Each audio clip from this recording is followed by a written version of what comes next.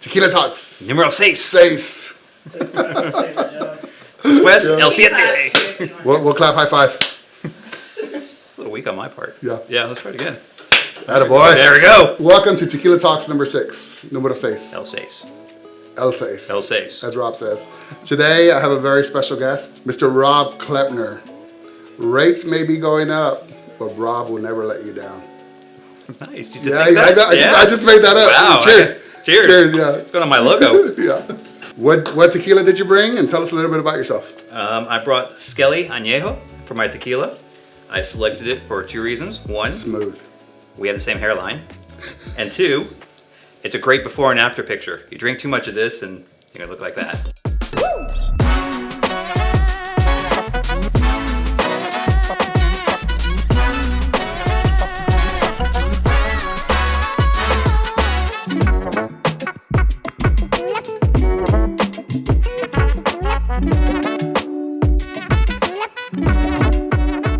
I'm Chief Operating Officer of Park Place Finance. I've been in the mortgage industry since 2002.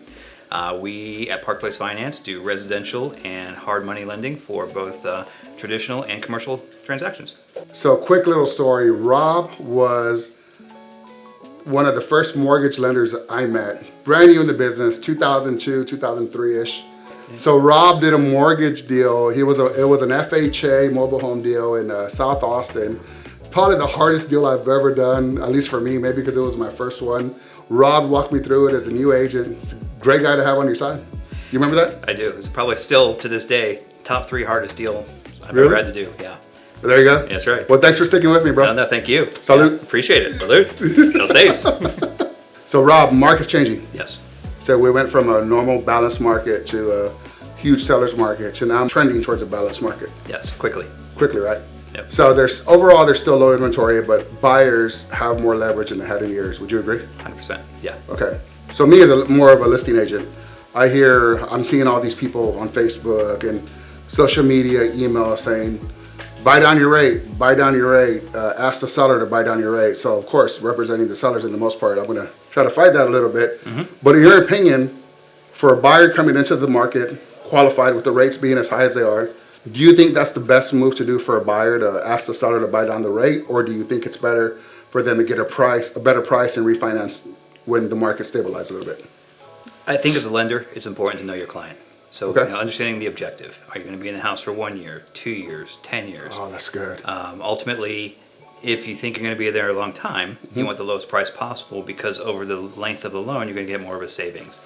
And knowing that rates will eventually come back down to something that is favorable, you take the higher price, or the higher rate I should say, and the lowest price, and then you refinance it because that's going to give you the longest and best benefit over an extended period of time.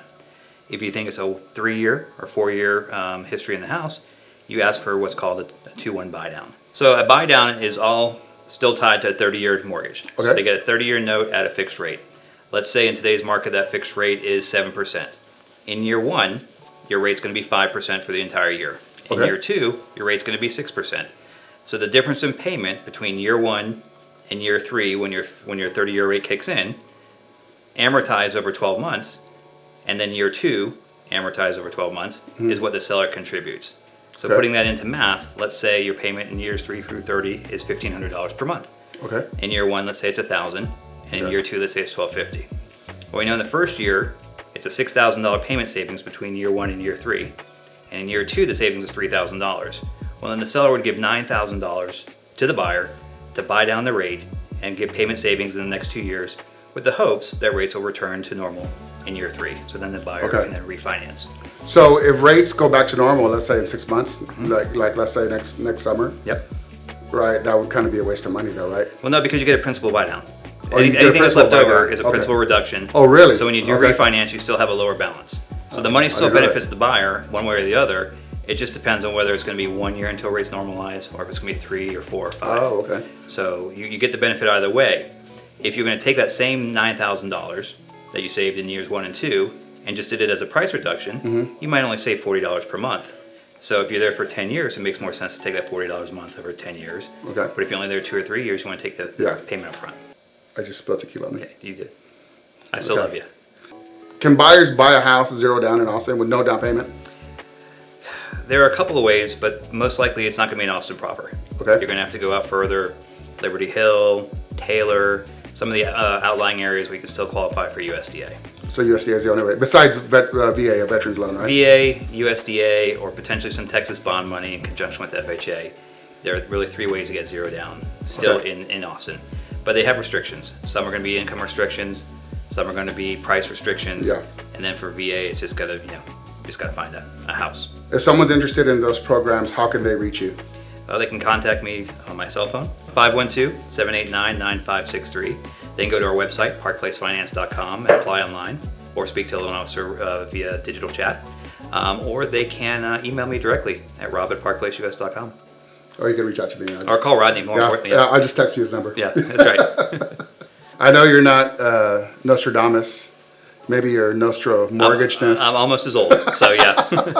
What do you think is going to happen with interest rates in the next year? We have 2 different factors right now as it comes to interest rates. You have the baseline rate, which is essentially the Fed funds target rate.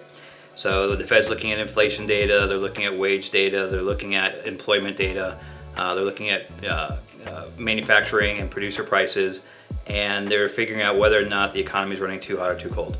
And on the basis of that, they continue to raise interest rates. And they're doing it at 0.75% per meeting, and they've been doing that for several months now. The expectation is there's going to be 3 more hikes at a minimum in the next 3 meetings. The first one in November is almost a lock to be 0.75%. So what would that put us at? That'll put the Fed funds rate at a range between 3.75 and 4%. So what does that mean to the consumer rate? It means to the consumer rate in mortgages is probably another 0.25 to 0.5%. So 7 to 7.5 would be a 30-year rate. Jesus. Now that's already baked into today's pricing.